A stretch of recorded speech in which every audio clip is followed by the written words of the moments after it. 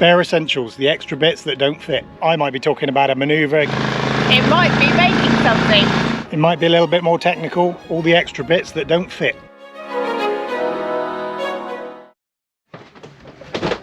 Hi, welcome aboard for this little tech extra. A bare essential tech extra. The eagle-eyed amongst you will have noticed that we're sporting some new electronics this season. That's because we became RaymarineUK ambassadors and got some massive kit upgrades for our current electronics. This tech extra is just about the fitting of that equipment. So if you're interested in that sort of thing, follow along, but it will be quite tech heavy, so I won't be offended if you don't want to watch this one and just wait for our next episode. If you've been watching, you'll know we already fitted, when we set sail, we fitted a Raymarine Axiom 12 Plus Chartplotter, Raymarine Evolution Autopilot with the P70S control head, and a Raymarine Quantum 2 Doppler radar. We fitted all that ourselves, and on top of that we had NASA Clipper wind instruments, which was wind speed, a Clipper log, which is speed through the water as opposed to speed over the ground, which the GPS gives you, and a NASA Clipper depth sounder. We've been lucky enough to partner with Raymarine, and they have provided us with some equipment which is going to give us some significant upgrades to that system. Quite exciting upgrades from my point of view, because I love new tech. We've partnered with RaymarineUK as ambassadors for their brand. It is a bit of a commercial arrangement in that we get some kit and they get some exposure, but I've always been a great Raymarine fan anyway, so it's no stress and it's no selling my soul in order to talk about Raymarine gear. So they provided us with some exciting upgrades, and this is the kit that we've got. So first thing I'm going to do is just go through exactly what we've got and what it does. So starting from the front, we've got a Raymarine Cam 220 IP, which is a day and night camera, which will go up on the mast and have a good view down, coupled with this, which is AR200. AR stands for augmented reality. We will be able to have a live video view on the Axiom display, and overlaid onto that in augmented reality will be any navigation marks, AIS targets, and anything of importance will actually show up on there. So this AR200 is the sensor, because in order for augmented reality to work, the system really needs to know exactly which way the boat's pointing, whether it's tilting, all that sort of stuff. We have got an RMK10 remote keypad. The reason for that is when I'm at the helm and the chart plotter is forward on the dashboard, I can't zoom in. So if we're navigating into shallow waters and Kate's doing something else, I can't zoom in. But if I'm on the helm, I'm going to have this set of buttons which will be linked into the system. They'll be mounted on the helm at the back here, so I can literally, as we're coming into a tight area, I can zoom in, I can control the Axiom plotter, I can do it all from these buttons at the helm, which that'll be a big difference. This little beastie here, this is just a remote card slot, because on the Axiom Chartplotter, the card that contains the charts is on the back of the unit. If you have it in a dashboard like ours, you can't get to it. So what you can do is fit this, and then that gives you a remote card slot, and you put the SD card inside and you can change it without taking the thing out of the dashboard all the time. This here is a what they call a triducer. Any instrument, any piece of equipment that measures something, whether it be speed, wind or depth, they're called transducers. This is called a triducer because it's 3 in 1. So you've got a little paddle wheel log here that spins around as the boat's going through the water, because this sticks out the bottom of the boat. That spins around as the boat's going through the water, measures the speed.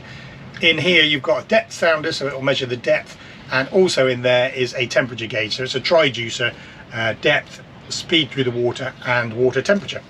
So it'd be really nice to know the water temperature. It's not really an essential thing, but I'm always curious to know how cold it's going to be before I jump in. Also outside, we had a, but it's already temporarily mounted because we've been using it, is a wind transducer. So wind vane with the anemometer cups on it, which gives wind speed and direction into the system. Then we've got this little beastie up here. This is called an ITC5. This is an instrument transducer converter, and what that basically does is takes the information from this transducer and the wind transducer and converts it into a language which the Axiom and the Raymarine network system can understand. This is a HS5 network switch. So part of the network of systems has high-speed data. If you've got to have a video picture or the radar picture, they need a high-speed network. and there's only one high-speed socket on the back of the Axiom.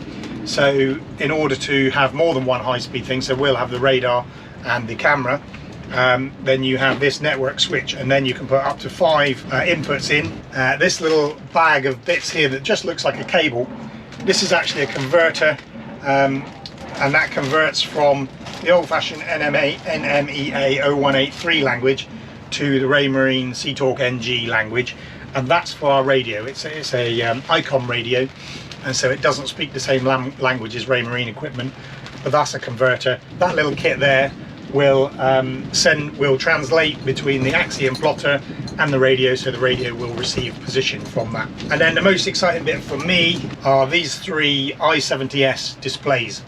So these are totally LCD displays. They're like little TV screens, and you can choose from any one of the 30 odd data items on the system to display on these in various combinations. You can split the screen up into 4, into 6. You can just have one big dial on one.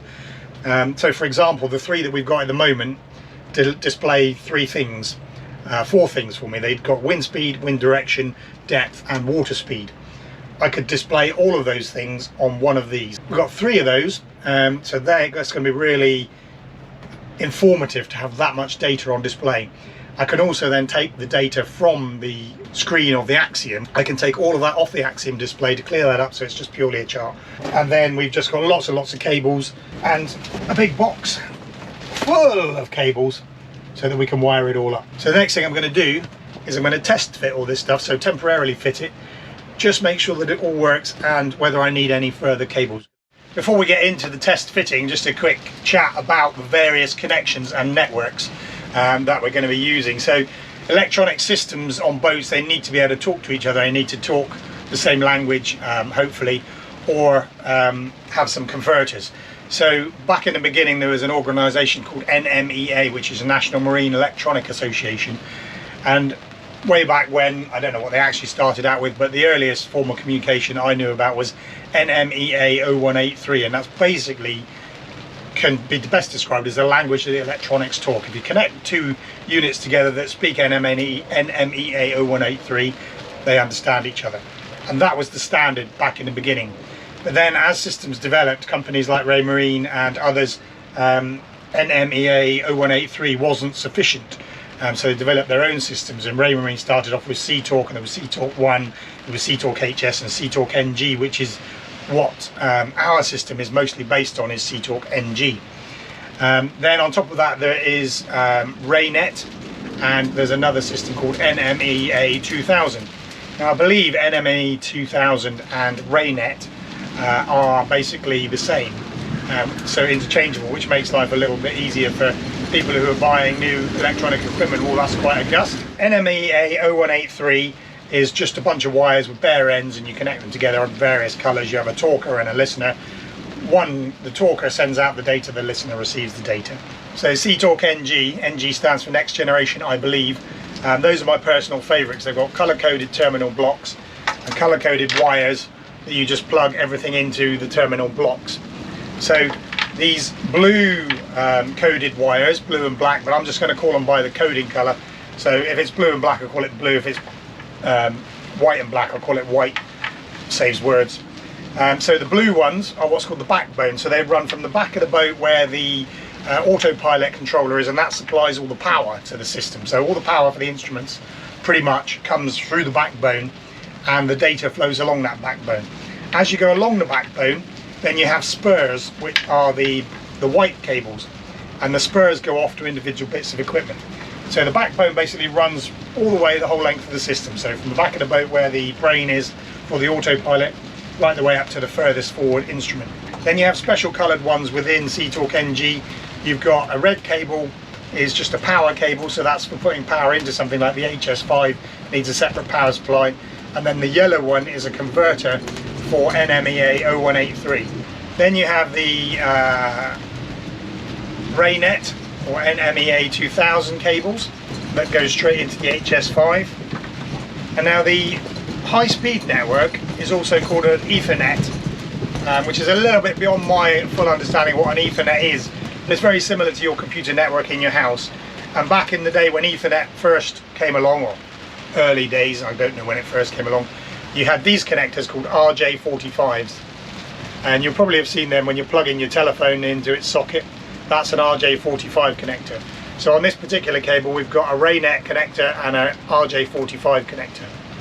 So the connectors we've got SeaTalk NG, Raynet, RJ45, and on the transducers, so this is the echo sounder transducer or the triducer that I told you about, then you have just bare wire ends.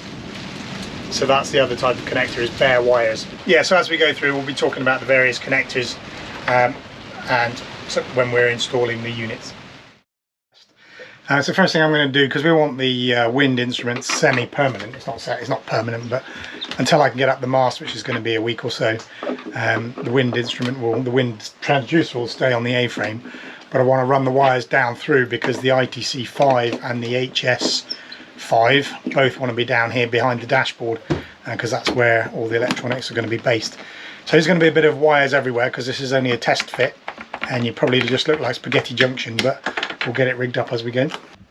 So that's the route all the cables take down from the dashboard area, down in through this cupboard, and then down into the electronics area behind there.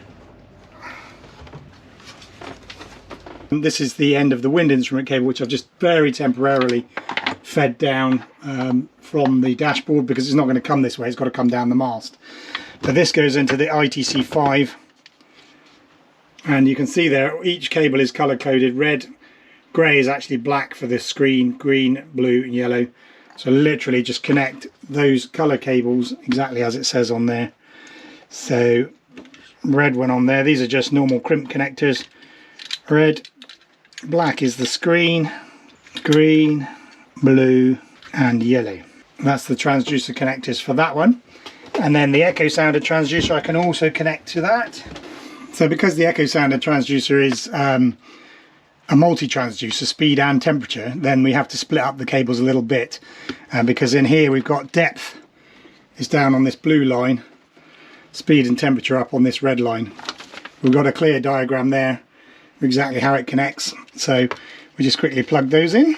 Red to red, green to green and white to white. So that's the speed and temperature, and then down to depth, oh, and brown on the temperature bit, blue and the screen, which is just a bare wire that shields all the others. So that's now connected as it should be. Those are the transducers connected to the ITC5, and then basically the ITC5 just needs to go and get connected with the backbone in there. This blue cable is a backbone cable, and as this is the end of the line, there's just a plug, a blanking plug there. What we can do is pull out that blanking plug, put in a backbone cable, then the ITC5, so there's a spare backbone cable in. The ITC5 then gets the blanking plug, because that will now be the end of the line. So blanking plug in the ITC5. The ITC5 just gets the backbone cable in there.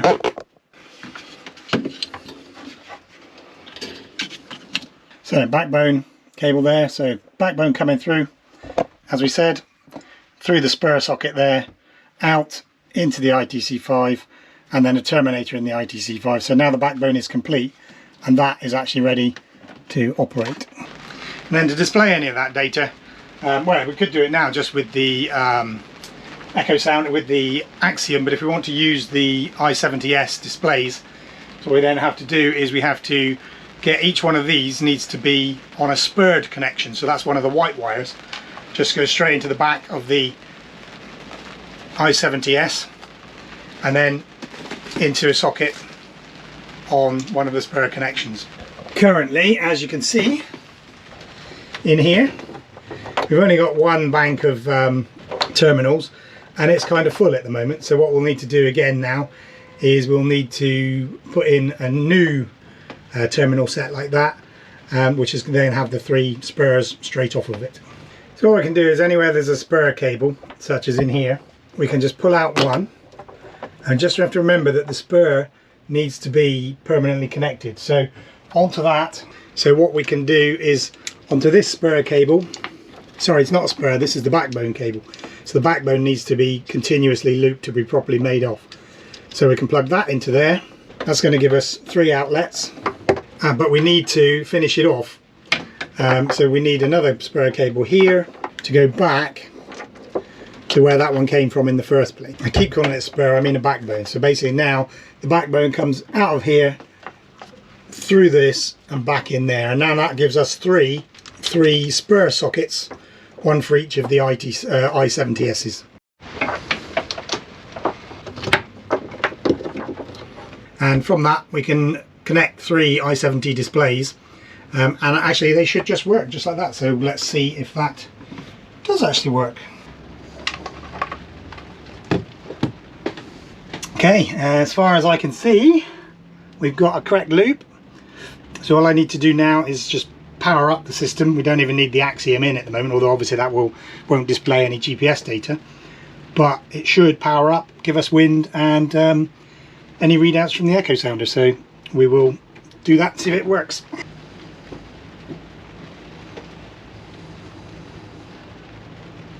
Okay, so this one we've already got set up and running for wind. We've been using this one, so showing the apparent wind speed is 4 knots coming from our port side. Sea temperature, so that there we go. So the temperature sensor is in the cabin, it's 22 degrees, so that's working. And then we'll see if we can find, this is just quick view data, you can set up these screens to show what you want. Speed through the water, if it's on this, currently 0 knots. If I get the paddle wheel and I give it a little spin, hopefully that should then start showing us some speed. Spin in there and you can see speed through the water.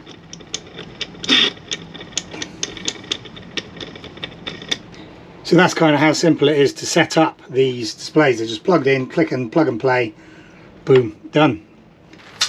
So I've decided that basically, as we're already there, I'm just going to install the i70s now. We can, I've moved the old echo sounder over to a very temporary position because we've got to keep using that until we can get the transducer fitted for this new one.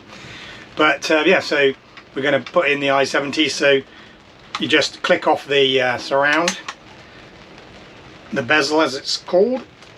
Just if you can get a nail behind it, it's quite easy to do. It's not so easy when they're actually in the when they're mounted. Then the keypad comes off, and then you've got a screw hole in each corner, and then each one gets a rubber neoprene backing pad, which just helps make it watertight once it's installed.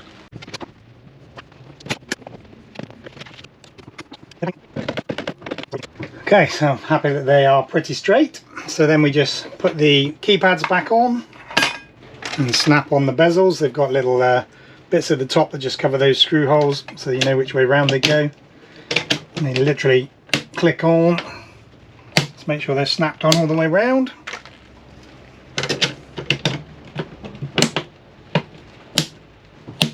And that is it. How smart do they look?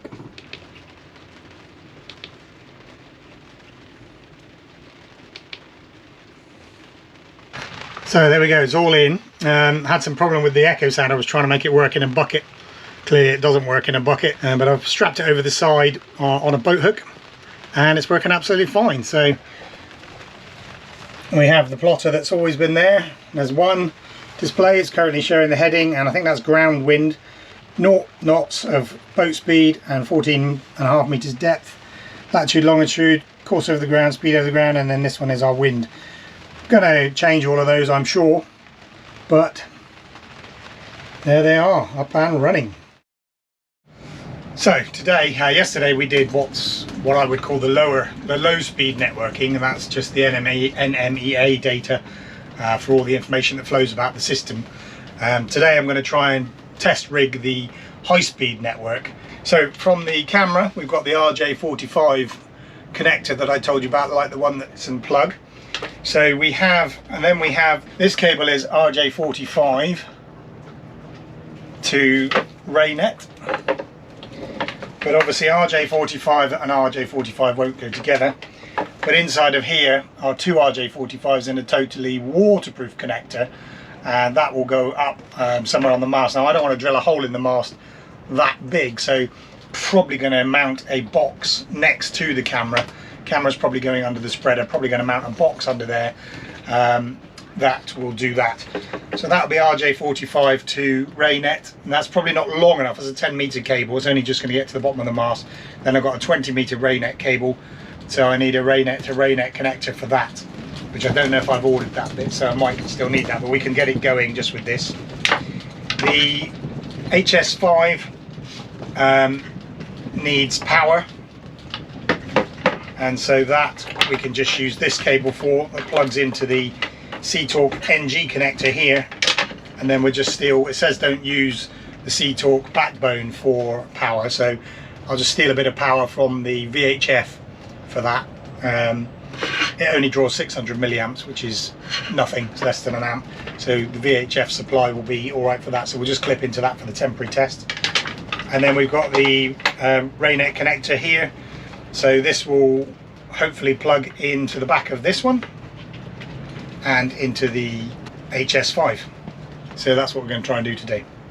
So VHF supply is on these Wago connectors, which I do need to make more permanent, but that makes it very easy because I've got some spare terminals to just pop the supply in there for the HS5. As I say, this is all test fitting. It needs to be permanently done afterwards, so I don't generally bodge everything like this. So there, if I switch on the VHF now, hopefully we've got power to the HS5. So there's the red LED indicating power to the HS5, and each time something is added into the network, then there'll be a green light on each of the ports. So that's the RJ45 to RJ45, which then goes to the Raynet connector, which will go into the HS5. We've also got to get the HS5 signal up to the dashboard for the plotter, so we can probably use the existing radio cable for that, which is RJ45, but that should still transmit the signal up.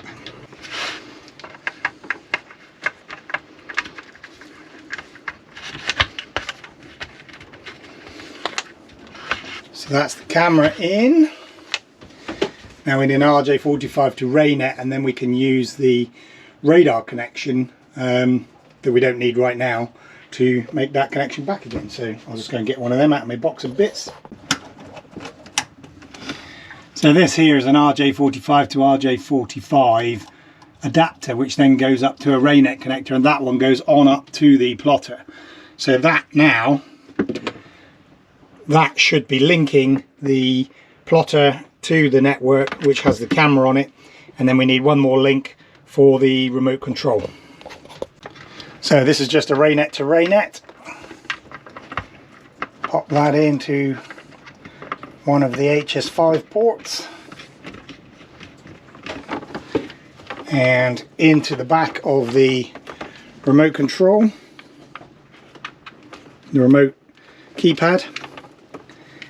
Now, in theory, put the plotter back together, that should work.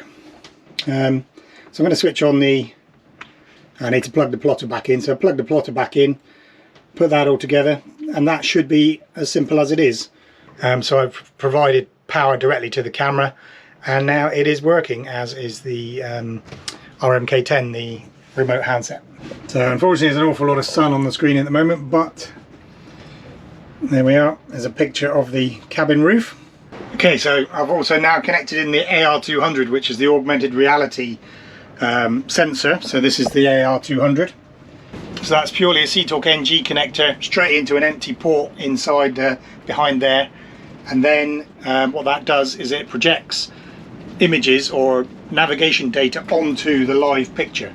So you can already see that there's the compass course at the top there, and I did see a couple of targets on there just now. So if we turn the sensor, there we go, MS5 tender. So although that's just the roof of the, you have to use your imagination, that's just the ceiling, the deck head of the boat, that MS5 tender at 429 meters, that would be, once the camera's up and everything's calibrated, the camera's on the mast, then that will show exactly where that picture, that tag, would appear above the actual boat in the live view. So that's what they call augmented reality. Everything is working. So these holes here. So with everything tested and working, there was the not insignificant matter of physically fitting the transducers and equipment in their correct positions.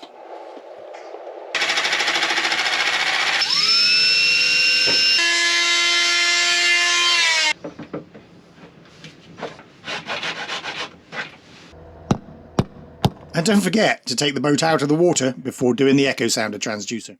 Okay, so we've taken the dashboard apart and we've fitted the ITC5 and the HS5. They're now hard fitted in a nice place and tidied up the wire as best as I can. So now it's just a question of connecting the radar up to that. So the radar comes through it and then off to the plotter, and then that means I can then plug in the RMK10 once I wire that up and fit it. Run the wire through that, can be connected straight up. So there's the HS5, there's the ITC5, that's the instrument transducer converter, that's where all the transducers come into. I've got power onto the HS5 down there, and then what we've got is, this is the radar cable, so this leads up to the radar. There's a separate power cable, comes into here, and there's an RJ45 which is the same as this one, the old telephone type plug. So that's RJ45, that's RJ45, yes, that's right. So this is Raynet, just goes into the bottom of the HS5, and then leading off to the plotter itself, there is another RJ45 to RJ45, and that goes off to the plotter there, up through the dashboard, up onto the there. That's an RJ45 to Raynet.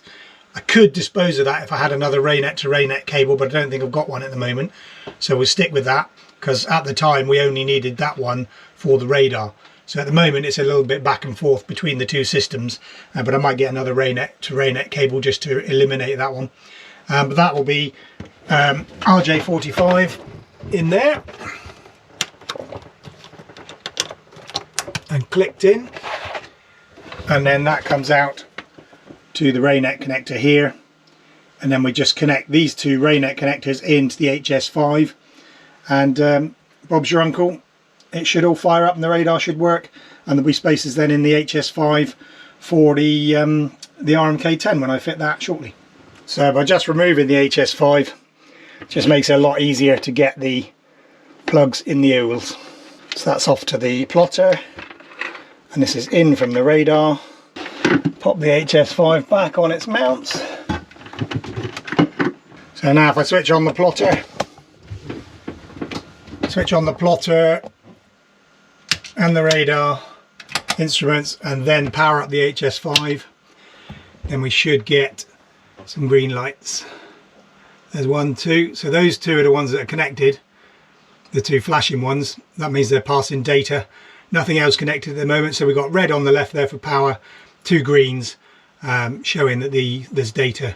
So I think in the distance there you can see the zoom, and I've got the various controls. I can go to the home screen, I can select the radar,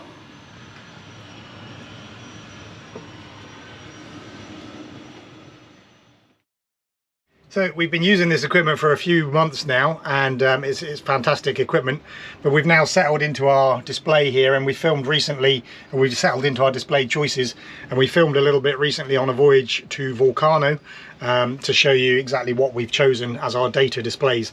There are loads more that we could choose, but that's what we've settled into at the moment.